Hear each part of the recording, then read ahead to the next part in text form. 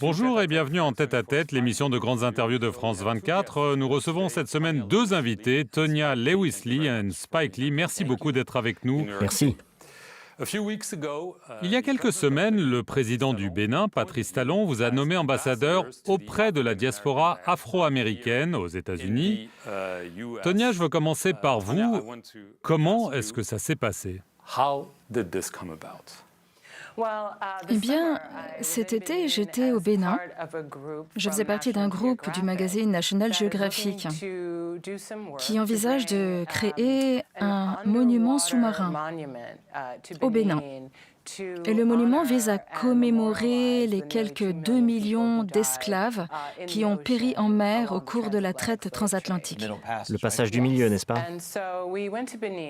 Absolument, donc on est allé au Bénin car on souhaite que ce pays accueille le premier monument. Et j'ai rencontré de nombreux ministres du gouvernement. J'ai même eu l'occasion de m'entretenir avec le président Talon. Et après cette introduction, cette découverte mutuelle, le ministre des Affaires étrangères nous a proposé, à Spike et à moi, la fonction d'ambassadeur thématique du Bénin. Or, bien sûr, rencontrer le peuple béninois a été pour nous, ou plutôt pour moi, un moment privilégié. Je n'y étais pas. Oui, effectivement, il ne m'a pas accompagné. Et nous avons trouvé un terrain d'entente et je suis vraiment ravie de ce mode de commémoration, de cette collaboration. Spike, si je ne me trompe pas, vous êtes vous-même allé au Ghana en 2019. Nous y étions ensemble. C'est ce qu'on appelait l'année de la campagne de retour.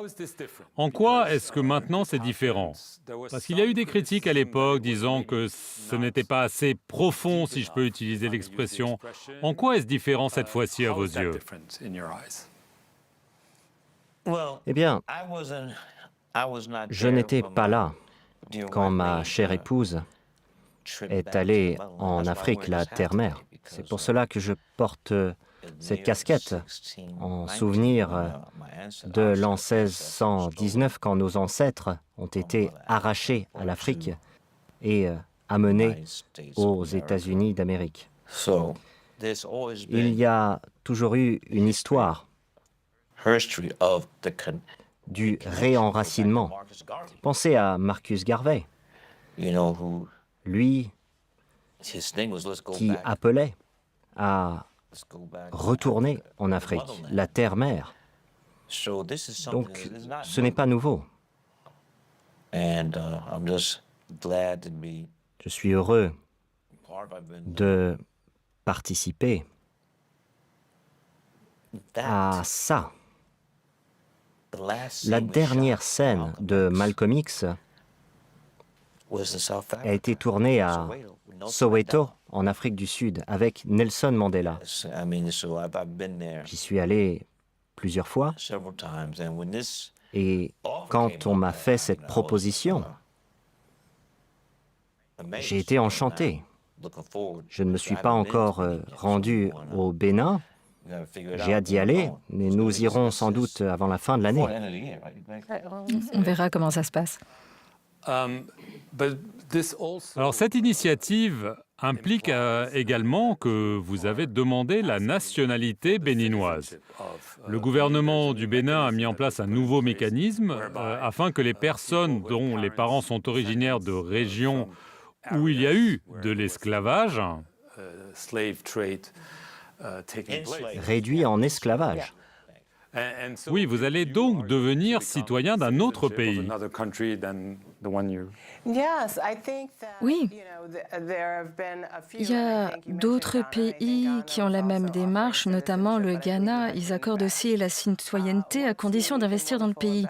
Alors, ce qui est formidable au Bénin, c'est qu'ils accordent la citoyenneté aux personnes d'ascendance africaine.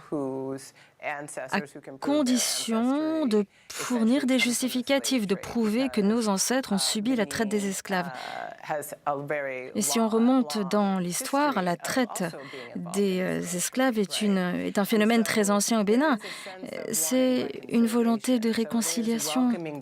Le Bénin rouvre les bras à ceux d'entre nous qui sommes issus de la diaspora, entre guillemets, mais sans obligation d'investissement. Il suffit de faire une demande et de régler les frais de dossier.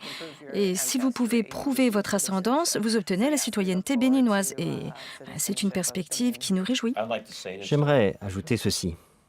Il y a un moment qui reste inégalé selon moi.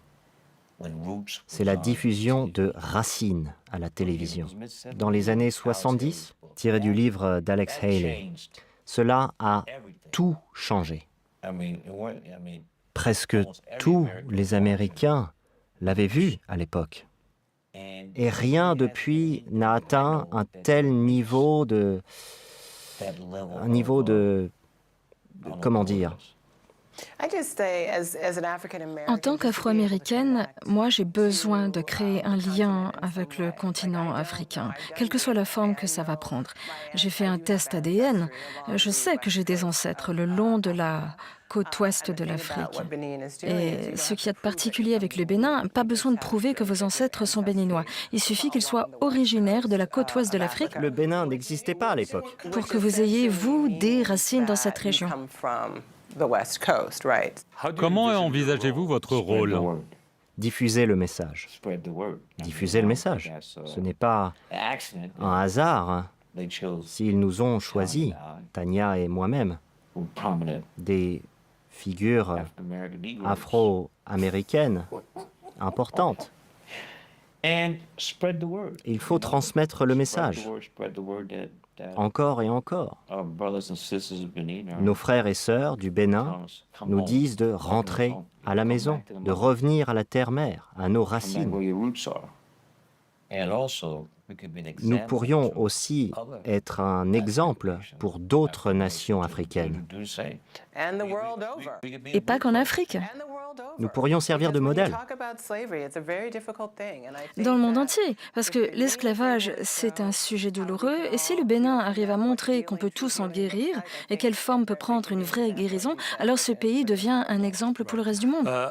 Alors, je ne sais pas si c'est lié directement, mais il est évident quand même que la situation aux États-Unis, et notamment les relations interraciales sous Donald Trump... Qui? Vous savez de qui je veux parler. Alors, il n'est président que depuis quelques mois, mais il a déjà pris des mesures en matière de liberté d'expression. Concernant ce qui devrait être montré ou pas dans les musées, il semble questionner également l'histoire de l'esclavage. Qu'en pensez-vous? C'est déplorable. On m'a souvent interrogé sur la situation politique aux États-Unis.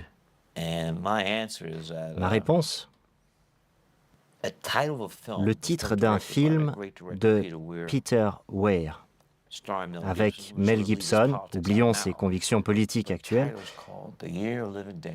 l'année de tous les dangers. C'est exactement là où nous en sommes aujourd'hui. Pour moi, tout est là. C'est l'année de tous les dangers. Quel est le plus grand danger pour vous? Le monde est en danger. Il y a tant d'événements. Gaza, les armes nucléaires. Cette année, je n'irai pas plus loin. Tout est dans le titre. L'année de tous les dangers. Et vous, Tonya? Évidemment, la question raciale est un sujet dont Donald Trump parle beaucoup, implicitement ou explicitement. Je suis afro-américaine. Je l'ai déjà dit, ma famille vit aux États-Unis depuis longtemps. Mes parents ont grandi dans le sud ségrégationniste. Des gens comme Donald Trump, on a l'habitude. Il dit Il dit simplement tout haut ce que d'autres pensent tout bas. Chaque fois qu'on progresse, il y a un retour en arrière pour ensuite avancer de nouveau. Heureusement, Donald Trump ne sera pas président ad vitam aeternam. Et les gens vont se soulever comme ils le font déjà. J'espère que l'humanité, que le bien finira par l'emporter sur le mal. Mais pour ça, il faut monter au créneau. Et la lutte se poursuit depuis toujours. Et le combat n'est pas terminé. Vous êtes tous deux réalisateurs et producteurs de films. Spike, vous avez évoqué votre film Malcolm X. Est-ce que dans l'Amérique d'aujourd'hui, un tel film pourrait voir le jour? Tourner Malcolm X aujourd'hui? Très bonne question. Pour vous dire honnêtement, j'évite en général les hypothèses, les « et si ». Le fait est que nous avons fait ce film et il est là pour l'éternité. Les gens se mobilisent face à ce qu'il se passe à la Maison-Blanche. La justice sera faite, je crois. Prenez l'affaire Jimmy Kimmel, par exemple. Ce sont les gens. Mais c'est grâce aux citoyens. Quoi?